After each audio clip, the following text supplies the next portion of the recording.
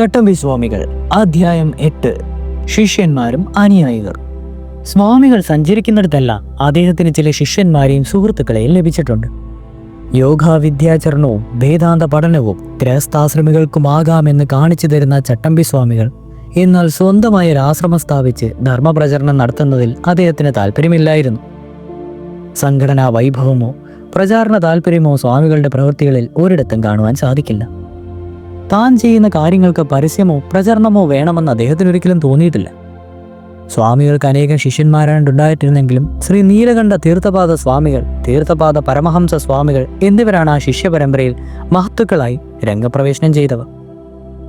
ഒരേ ശൈലിയിലുള്ള ജീവിതം നയിച്ചിരുന്ന ആധ്യാത്മിക ചിന്തകരും അദ്വൈത പ്രകാശകരുമായിരുന്നു ചട്ടമ്പി സ്വാമികളും ശ്രീനാരായണ ഗുരുവും.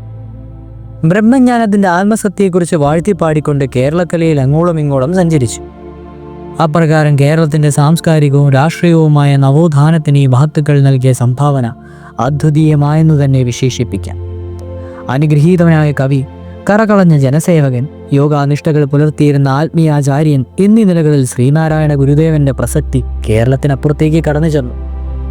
അധംസ്ഥിതരായി കഴിഞ്ഞിരുന്ന സമൂഹങ്ങളെ ഉദ്ധരിക്കുവാനായി അരുവിപ്പുറത്ത് ശ്രീനാരായണ ധർമ്മ പരിപാലന സംഘം കെട്ടിപ്പടുത്തപ്പോൾ അദ്ദേഹത്തെ അനുസരിക്കുവാനും അംഗീകരിക്കുവാനും കേരളത്തിലെ അധസ്ഥിതി സമൂഹം ഒന്നടങ്കം മുന്നോട്ട് വന്നു. തൽഫലമായി നാരായണ ഗുരുവിന് കേരളത്തിന്റെ സാമൂഹ്യ ചരിത്രത്തിൽ അവഗണിക്കാനാവാത്ത സ്ഥാനം ലഭിച്ചു. അഗാധമായ പാണ്ഡിത്യം, അപാരമായ വേദവിജ്ഞാനം, പരിശുദ്ധമായ യോഗനിഷ്ഠ എന്നിവ കൊണ്ട് മഹാനായ ഒരു സന്യാസിയായി തീർന്ന മഹത് വ്യക്തിയാണ് നീലകണ്ഠ തീർത്ഥപാദ. നായർ സമുദായത്തിന്റെ സാംസ്കാരികമായ പരിഷ്കരണത്തിനാണ് അദ്ദേഹം കൂടുതൽ ശ്രദ്ധയൂന്നിയത്. പരസ്പരം കലഹിച്ച് നാശത്തിന്റെ വക്കീലെത്തിയിരുന്ന നായർ സമുദായത്തെ ഉദ്ധരിക്കുവാൻ നീലകണ്ഠ തീർത്ഥപാദർ ചെയ്ത സേവനങ്ങൾ ആ സമുദായത്തിന് നവോന്മേഷം നൽകി. എന്നാൽ തന്റെ പരിശ്രമങ്ങളെ ഒരു സ്ഥാപനമാക്കി മാറ്റുവാനും ആചാരങ്ങളെ ശാസ്ത്രീയമായി പരിഷ്കരിക്കുവാനും അദ്ദേഹം ശ്രമിച്ചതായി കാണുന്നില്ല. ഗ്രന്ഥരചനയിലൂടെ സമുദായത്തെ അജ്ഞതയിൽ നിന്ന് അറിവിന്റെ ലോകത്തേക്ക് നയിക്കുവാനാണ് അദ്ദേഹം ശ്രമിച്ചത്. എന്നാൽ താഴ്ന്ന നിലയിലുള്ള ജനങ്ങൾക്കിടയിൽ തീർത്ഥപാദരുടെ പരിശ്രമങ്ങൾക്ക് പ്രസക്തമായ ചലനമുണ്ടാക്കുവാൻ സാധിച്ചിരുന്നില്ല. പൊതുവെ സംയമനത്തോടെ എല്ലാറ്റിനെയും സമീപിക്കുന്ന സ്വാമികളെ പോലും വേദനിപ്പിച്ച ഒന്നായിരുന്നു നീലകണ്ഠ തീർത്ഥപാദരുടെ സമാധി. മാവേലിക്കരയിൽ ഒരു സംഗീതമേളയിൽ പങ്കെടുത്തിരിക്കുമ്പോഴാണ് സ്വാമികൾ പ്രിയ ശിഷ്യന്റെ സമാധിയെക്കുറിച്ച് അറിയുന്നത്. എന്നാൽ ഇതിൽ നിന്നെല്ലാം വ്യത്യസ്തനാണ് തീർത്ഥപാദ പരമഹംസർ. അദ്ദേഹത്തിന്റെ പ്രവർത്തനങ്ങൾ 2 വഴികളിലൂടെയായിരുന്നു: മതപരവും സാമുദായികവുമായ വഴികളിലൂടെ. വാഴൂരിൽ ഒരു ആശ്രമം സ്ഥാപിച്ച ആ പരിസരങ്ങളെ പുഷ്ടിപ്പെടുത്തുവാനുള്ള ആലോചനകളിലാണ് അദ്ദേഹം ഏർപ്പെട്ടിരുന്നത്. പ്രചരണശേഷിയും സംഘടനാ മികവും ഉണ്ടായിരുന്നതിനാൽ അദ്ദേഹത്തിന്റെ പ്രവർത്തനങ്ങൾക്ക് ജനപിന്തുണ ലഭിച്ചിരുന്നു. ചട്ടമ്പി സ്വാമിയുടെ ശിഷ്യന്മാരിൽ പത്മനാഭ പണിക്കരുടെ സ്ഥാനം ഏറ്റവും മുൻപന്തിയിലാണ്. സ്വാമികളുടെ പരിചാരകനായിരുന്ന അദ്ദേഹം നിഴൽ പോലെ സ്വാമികളെ അനുഗമിച്ചിരുന്നു.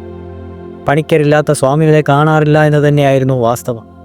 പണിക്കരുടെ ഭാര്യ വീടായ കല്ലറയ്ക്കൽ തറവാട് സ്വാമികളുടെ ഒരു വിശ്രമ കേന്ദ്രമായിരുന്നു. പണിക്കരുടെ ഭാര്യ അമ്മാളമ്മയും സ്വാമികളെ ശുശ്രൂഷിക്കുമായിരുന്നു. പുത്തൻകുരിശ് മഠാധിപതിയും പേരെടുത്ത രാമനാഥ സ്വാമികൾ റവന്യൂ വകുപ്പിൽ ഉദ്യോഗസ്ഥനായിരുന്നു. വേദാന്ത മാർഗത്തിൽ ബഹുദൂരം സഞ്ചരിച്ച രാമാനന്ദ സ്വാമികൾ സ്വാമികളുടെ പ്രിയ ശിഷ്യരിൽ ഒരാളായിരുന്നു. നന്ദിയാർ വീട്ടിൽ പരമേശ്വരൻ പിള്ള, ഡോക്ടർ കൊച്ചി ഗോപാലൻ പിള്ള, മജിസ്ട്രേറ്റ് ആയിരുന്ന ആണ്ടിപ്പിള്ള, ശ്രീകണ്ഠേശ്വരത്തെ ശിവരാമപിള്ള എന്നിവർ ചട്ടമ്പി സ്വാമികളുടെ ഗൃഹസ്ഥാശ്രമികളായ പ്രിയപ്പെട്ട ശിഷ്യന്മാരാണ്. ഇരിങ്ങാലക്കുടയിലെ തച്ചുടൈക്കൈമൽ ശ്രീ പന്നിശ്ശേരി നാണുപിള്ള, ആറന്മുള നാരായണപിള്ള വൈദ്യൻ എന്നിവരും സ്വാമിയുടെ ശിഷ്യന്മാരായിരുന്നു. അവസാന കാലഘട്ടത്തിൽ സ്വാമികളുടെ കാര്യങ്ങൾ നോക്കിത്തടത്തിയിരുന്ന ശിഷ്യനായിരുന്നു കുമ്പളത്ത് ശങ്കുപിള്ള എന്ന പണ്ഡിതൻ. ഇതോടുകൂടി ഈ അധ്യായം പൂർണ്ണമാകുന്നു. അടുത്തത് വിജ്ഞാനദാഹിയായ വിപ്ലവകാരിയായ ചട്ടമ്പി സ്വാമിയെക്കുറിച്ചാണ്. തുടരും.